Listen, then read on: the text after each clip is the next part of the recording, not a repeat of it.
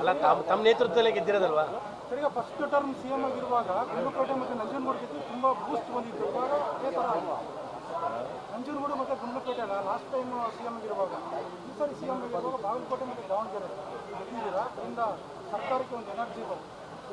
Means ವಿಷಯ ನಮ್ಮ ಸರ್ಕಾರ ನಮ್ಮ ಕಾರ್ಯಕ್ರಮಗಳನ್ನು ಜನ ಮೆಚ್ಚಿಕೊಂಡಿದ್ದಾರೆ.